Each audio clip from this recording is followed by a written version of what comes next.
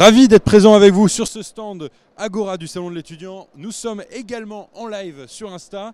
On sent déjà un peu de curiosité ici et dès 10 h du matin et ça c'est beau. Bravo d'avoir fait le déplacement jusqu'à nous. Aujourd'hui on va poser des questions sur les nouvelles formations, sur également de nouveaux secteurs et je vais être très heureux de passer une vingtaine de minutes avec les deux intervenants qui sont à ma droite, représentés par Opco Atlas. Et encore une fois, on va poser des questions autour de l'alternance et des métiers du numérique, du conseil, de la banque et de l'assurance. Mais avant, j'aimerais bien demander, mais alors qui êtes-vous à ma droite? Peut-être on va commencer par toi, Nicolas. Super, merci. Bonjour Gaspard. Donc Nicolas, je suis conseiller formation à l'Opco Atlas et j'ai la particularité d'avoir fait toutes mes études en alternance. Donc j'ai fait 5 ans en alternance sur des secteurs des ressources humaines. Très bien, merci. Agnès? Bonjour Gaspard, bonjour à tous. Effectivement, on voit un public très nombreux.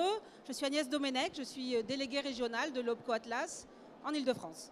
Donc, vous travaillez pour Opco Atlas. Qu'est-ce que c'est qu'un Opco au juste? Qu'est-ce que c'est que Atlas, même au sein d'Opco Atlas? Alors un Opco, c'est un organisme paritaire. Il représente des branches professionnelles, 15 branches professionnelles concernant l'Opco Atlas dans les domaines, tu l'as dit, de l'assurance, de la finance, de l'ingénierie, de l'expertise comptable, de la banque. Et on est là pour aider les entreprises au quotidien, sur l'ensemble du territoire, à répondre aux problématiques d'emploi et de formation. Et effectivement, moi au quotidien, je rencontre au moins 2 ou 3 entreprises par jour et on les conseille sur toutes ces problématiques et aussi sur cette partie des fois un peu plus juridique pour les plus petites entreprises où ça peut être un peu plus difficile sur la partie comment je crée mon CERFA, comment j'intègre mon alternant. Donc voilà, c'est vraiment notre cœur de métier, je dirais même aujourd'hui. Bon alors c'est super, justement, aujourd'hui on va vraiment concentrer notre petite discussion d'une vingtaine de minutes ici pour ceux qui viennent de nous rejoindre en live ou directement ici au Salon de l'étudiant Porte de Versailles à Paris. Qu'est-ce que c'est au fond que l'alternance? Parce qu'il y a plein de jeunes aujourd'hui qui ne savent pas encore ce que c'est, peut-être des lycéens qui sont ici dans la salle. Nicolas peut-être? L'alternance, je dirais, c'est une méthode pédagogique pour intégrer une formation. Et on va alterner des périodes donc, en entreprise et des périodes dans une école. On peut avoir des rythmes d'alternance qui vont être différents, mais la finalité, c'est d'obtenir un diplôme ou titre professionnel maintenant. Donc voilà, la particularité, c'est de pouvoir faire et du théorique et de la pratique. C'est une vraie chance pour les jeunes. Ils ont un diplôme, mais en même temps, sur la même semaine, ils sont aussi en entreprise. Ils apportent en entreprise ce qu'ils ont appris à l'école et ils les mettent en pratique. Et alors, chez Atlas, comment ça se passe chez vous, le rythme d'alternance, par exemple? Alors, nos entreprises, c'est 100 000 entreprises sur l'ensemble du territoire. Ouais. Les entreprises, en fonction de leur secteur d'activité, elles préfèrent avoir des jeunes qui soient 2 jours en entreprise, 3 jours à l'école, ou bien un rythme de 1 semaine en entreprise, 1 semaine à l'école. Tout dépend de la formation qui leur est proposée. Bon, et tu voulais compléter peut-être? Non, juste dire qu'effectivement, ça dépend aussi des organismes de formation, puisque effectivement, des fois, il y a des rythmes pédagogiques qui sont plus adaptés que d'autres en fonction du niveau du diplôme préparé. Donc on peut avoir peut-être des différences, notamment sur tous les niveaux master, où on sera peut-être plus effectivement sur du 1 semaine, 2 semaines d'entreprise. Voilà, ça peut vraiment varier. Mais alors justement, ça s'adresse à qui? À quelle étape des cursus des jeunes? À quel moment? Tu parlais de master, ça peut être fait avant en licence. À quel moment? Alors aujourd'hui, toutes les formations sont accessibles en alternance. L'offre de formation, les universités, les grandes écoles, les écoles d'ingénieurs, écoles de commerce, toutes les formations sont aussi accessibles en alternance, à tous les niveaux. Très. Effectivement, et d'ailleurs l'apprentissage historiquement, enfin apprentissage alternance, c'était pour les compagnons du devoir, donc les CAP, les bacs pro, etc. Donc je veux dire, même avant 18 ans, on peut commencer déjà une formation en alternance. On a quel type de contrat quand on est alternant dans une entreprise d'Opco Atlas par exemple? On est salarié, donc on a un contrat de travail, mais un contrat qui stipule qu'on est une partie du temps à l'école, une partie du temps dans l'entreprise, et on est un vrai salarié. Donc on bénéficie des congés payés, des tickets resto, de la mutuelle s'il y en a, de tous les avantages du salarié, tout en restant étudiant, en ayant une carte d'étudiant. Oui, et alors pour la modalité un peu plus technique, on va trouver 2 types de contrats, le contrat d'apprentissage et le contrat de professionnalisation. Il y a des petites spécificités, mais je ne pense pas qu'aujourd'hui ce soit très intéressant. Mais voilà, dans tous les cas, c'est un boulot à temps plein. Et pour quelle rémunération? Combien on gagne quand on est alternant dans une entreprise et qu'on passe l'autre moitié de son temps dans son école?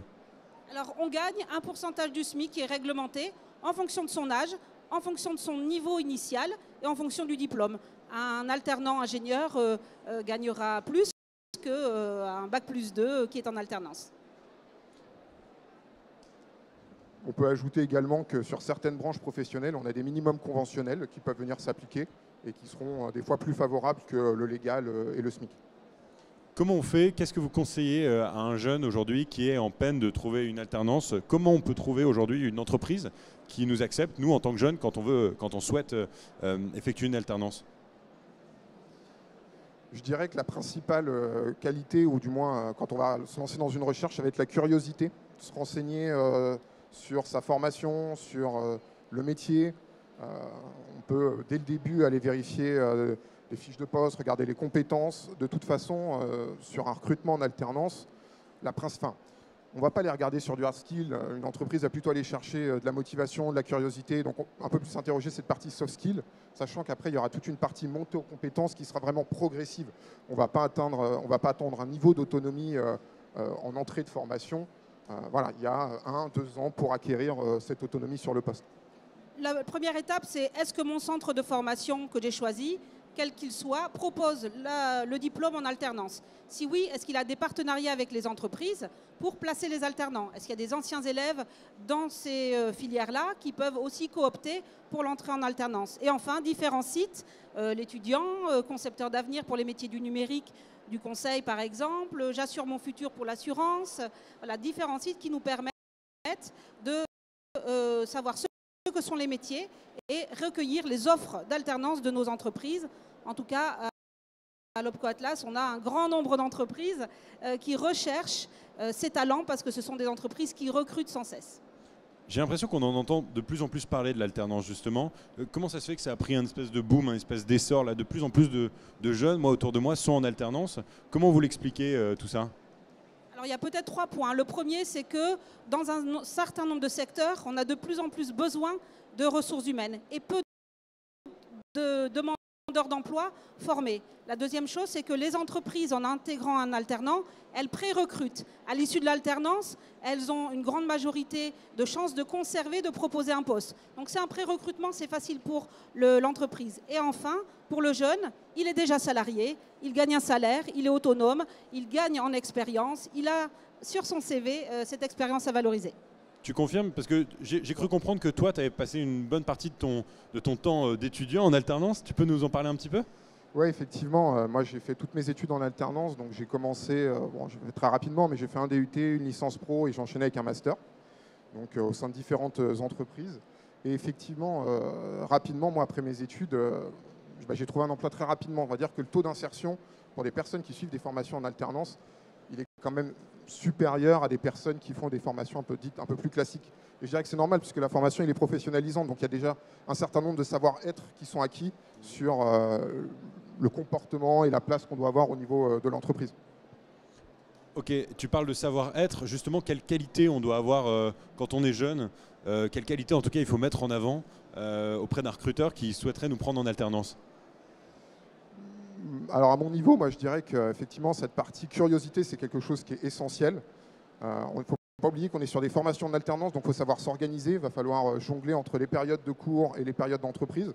Donc une bonne gestion du temps, savoir se placer des deadlines, ça va faire partie aussi de la capacité, le recruteur il va aussi aller chercher cette capacité-là. Il va y avoir aussi toute une partie sur le travail en équipe, parce que généralement quand on est alternant, au début on n'a peut-être pas un niveau d'autonomie, on va avoir besoin de demander de l'aide, de se faire accompagner. Et donc à ce moment-là, travailler en équipe, c'est quelque chose qui est essentiel.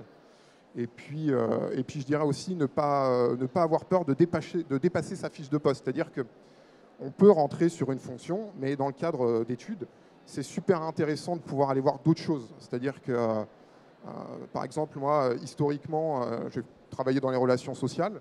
J'ai eu l'occasion, pendant mes études également, d'avoir des missions sur le recrutement. Et finalement, ça m'a servi puisque pour mon premier emploi, j'ai travaillé sur des missions recrutement. Donc si je n'avais pas eu cette curiosité, au-delà de ma fiche de poste, d'aller regarder autre chose, bah, peut-être que j'aurais peut-être pas pu accéder à ce poste-là à l'époque.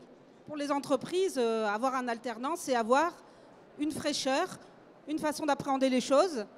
On accepte plus d'erreurs de la part de l'alternant, il est en apprentissage. Ce n'est pas un salarié comme un autre. Donc ça, c'est vraiment un point important à retenir pour les recruteurs. Et moi, j'aimerais bien, du coup, que tu nous racontes davantage, Nicolas. Très concrètement, comment ça s'est passé pour toi? Tu cherches une alternance. Comment tu t'y prends? Alors, il y a deux choses. L'alternance, effectivement, ça se prépare. C'est-à-dire qu'on sait qu'il y a des rushs de recrutement. Les campagnes d'alternance au niveau des entreprises commencent plutôt au mois d'avril-mai. Donc, bien entendu, anticiper au maximum, puisque de toute façon, plus on va avancer, plus les places automatiquement seront prises.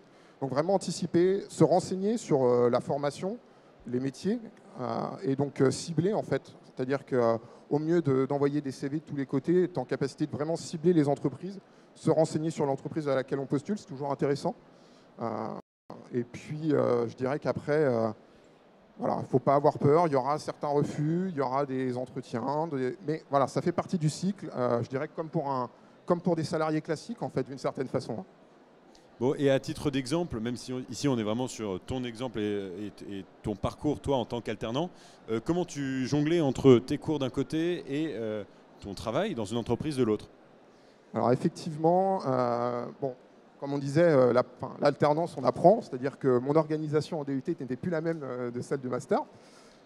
Et donc effectivement, ce qui est important, c'est voilà, se noter qu'est-ce qu'on doit faire à l'école, quels sont les deadlines, beaucoup de travaux de groupe aussi au niveau des formations.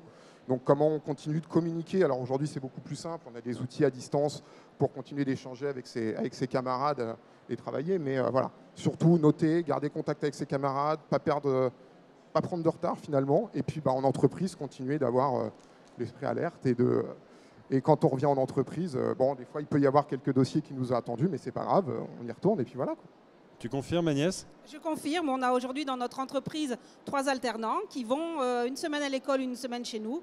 Ça demande de l'organisation, mais c'est comme ça aussi qu'on apprend à rentrer dans le monde du travail. Et c'est un petit peu la bouffée d'air frais pour ces étudiants quand ils sont en entreprise parce qu'ils mettent en pratique, à notre grand bonheur d'ailleurs, tout ce qu'ils ont appris. En l'occurrence, il s'agit de com et de marketing. Donc ils viennent avec leur méthode et leur fraîcheur et c'est vraiment un plus pour nous. Je dirais qu'effectivement, derrière, il y a aussi l'intergénérationnel. Aujourd'hui, on en parle beaucoup, mais l'alternance, c'est aussi un moyen de faire de l'intergénérationnel. Et on se rend compte que la mixité des publics, la différence d'âge, ça crée aussi une force au niveau des services et des entreprises. Et alors, pourquoi dans vos métiers, ici j'aimerais recentrer un peu sur vos secteurs d'activité, donc on parlait du numérique, de l'ingénierie, du conseil, de l'événementiel, plus encore de l'assurance à un moment. Pourquoi dans vos métiers spécifiquement, c'est pertinent, l'alternance? Alors l'alternance est pertinente parce que les entreprises ont besoin de recruter. Et aujourd'hui, elles recherchent des candidats auprès desquels elles vont pouvoir apporter leur culture d'entreprise. Et donc plus on a des candidats qui sont jeunes et que l'on moule, j'allais dire, à la culture d'entreprise et aux nouveaux défis. On parlait du numérique. Le numérique a investi l'ensemble de l'économie française, des profils dans ces domaines d'activité qui sont en plein essor.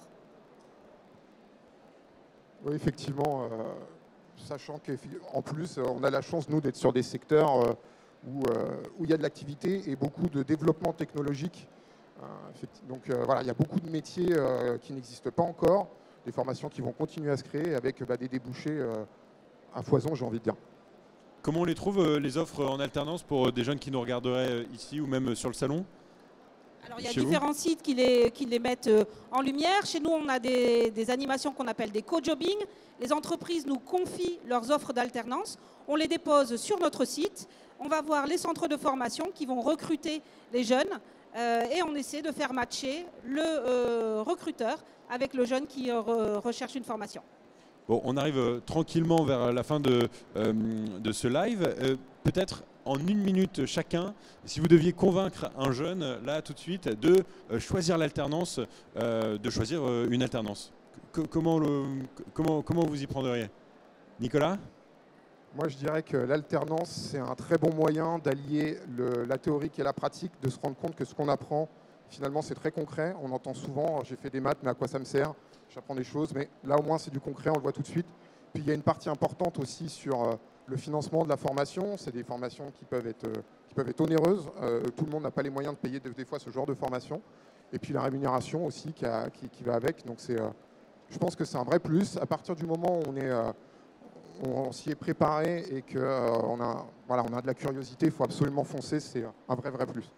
Alors pour moi, ce serait, pour compléter, l'alternance, c'est un vrai tremplin pour trouver un emploi, parce qu'on acquiert une première expérience, on se fait payer la formation par l'entreprise, c'est elle qui paye l'école, on perçoit une rémunération, on change de monde, on était étudiant, on devient salarié dans un monde d'adultes, et on apporte la fraîcheur que les entreprises recherchent et dont elles ont besoin. Merci Nicolas, merci Agnès et merci à vous de nous avoir suivis ici au Salon de l'étudiant Porte de Versailles ou bien sur Instagram. Tout au long de la journée, vous allez pouvoir retrouver différents lives sur le site et les réseaux de l'étudiant. Et puis, on se dit à très bientôt. Au revoir. Merci beaucoup Gaspard. Merci Gaspard.